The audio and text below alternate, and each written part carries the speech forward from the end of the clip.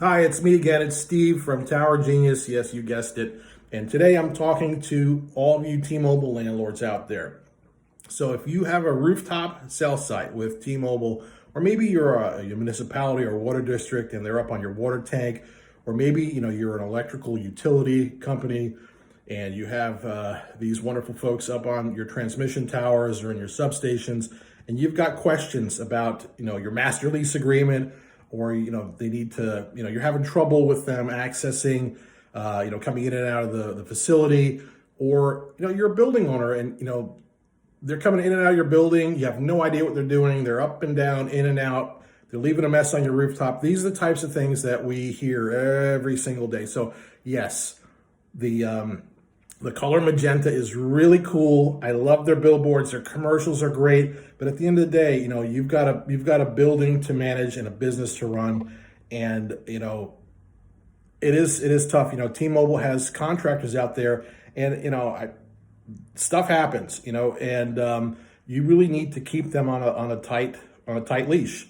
And if you don't do that and you lose control of what's going on your rooftop, you're gonna have a problem. Now, T-Mobile again. So, we're probably not on their Christmas list, and I get that, and they're not on my Christmas list either. But at the end of the day, we don't work for them. We help property owners get a fair deal and deal with them, because it is a cutthroat business. And whenever you're dealing with a carrier that is, that they just sometimes, even with this T-Mobile Sprint merger, things are a mess. And they're dealing, post-COVID, they're dealing with all kinds of staffing issues potentially. It's just my insight into the business, but you still have to make sure that, hey, when somebody punctures a hole in your roof and it rains, you got to make sure that that is taken care of, right? And that they respond. So there are all kinds of issues that you have as a property manager, as a building owner. And if you have, T-Mobile or another carrier on your roof, but I'm really primarily talking about T-Mobile right now. And if you have issues and you need to get them resolved, look at your lease agreement. I mean, do you have a provision in your lease that says they will perform all construction and maintenance in a good and workmanlike manner? If you don't have something like that in there, make sure that when it comes time for renewal, that provision gets put in there. Like, that's one of the 20 or 30 things that we look at when we're helping a property owner to renew their T-Mobile lease. So, again, T-Mobile typically will try to, they'll have a third party like MD7 or Blackdot or one of these companies try to reduce your rent and, give, a lease optimization, which is optimized for them and not for you. And, you got to be absolutely insane if you sign one of those things. But people still do it all the time because they scare, these letters are threatening. Okay, these letters are strongly written, and they have sometimes they have the subtle or like the very blatant threat of the consequence if you don't sign this lease amendment, that we're going to send you for alternate site review, or we're going you might not be as valuable to our network.